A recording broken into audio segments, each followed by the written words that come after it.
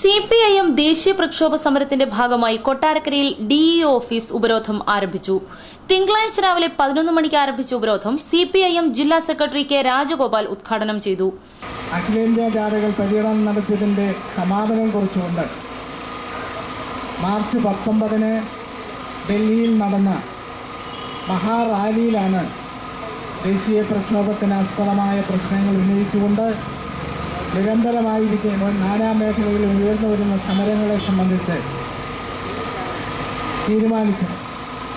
സിപിഐഎമ്മിൻ്റെ മാത്രമല്ല, ഇടതുപക്ഷ പ്രസ്ഥാനങ്ങളാകെ ചേർന്നുകൊണ്ട് കേന്ദ്ര ഗവൺമെൻറ്റിൻ്റെ ജനദ്രോഹ നയങ്ങൾക്കും ജനാധിപത്യ വിരുദ്ധ മാറ്റങ്ങൾക്കുമെതിരായുള്ള അതിശക്തമായ സമര പോരാട്ടങ്ങൾ ആരംഭിക്കാൻ പോവുകയാണ്. മൻമോഹൻ സിംഗ് പുരോഗമന ആശയങ്ങൾ മുന്നോട്ട് വച്ചിട്ടില്ല എന്നും ദേശസാൽക്കരണം അട്ടിമറിച്ചതിലൂടെ സ്വകാര്യ മേഖലയ്ക്കും വിദേശ ബാങ്കുകൾക്കും പൊതുമേഖല തീരെഴുതി കൊടുക്കുകയാണ് ചെയ്തതെന്നും കെ രാജഗോപാൽ പറഞ്ഞു. കേരള യാത്രയിലൂടെ പരിഹാസ്യ സ്ഥാനമാണ് ചെന്നിത്തലയ്ക്കിപ്പോൾ ജനങ്ങളുടെ ഇടയിലുള്ളതെന്നും അദ്ദേഹം പറഞ്ഞു.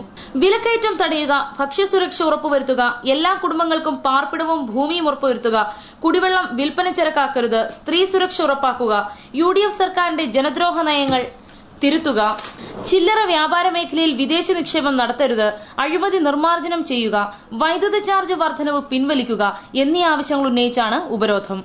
5 ദിവസം നീണ്ടുനിൽക്കുന്ന ഉപരോധം മെയ് 25-ന് അവസാനിക്കും. സിപിഐഎം ജില്ലാ കമ്മിറ്റി അംഗം അഡ്വക്കേറ്റ് വി രവീന്ദ്രൻ നായർ അധ്യക്ഷനായി.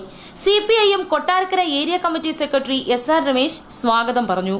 പാർട്ടി ജില്ലാ സെക്രട്ടേറിയറ്റ് അംഗം R സഹദേവൻ, ജില്ലാ കമ്മിറ്റി അംഗങ്ങളായ PA Abraham, S Sudevan, Karingannoor Murali, Chadayamangalam area secretary PK Balachandran, Neduvathoor area secretary P Anandan എന്നിവർ ഉപരോധത്തിന് നേതൃത്വം നൽകി. News bureau, Kottarakkara.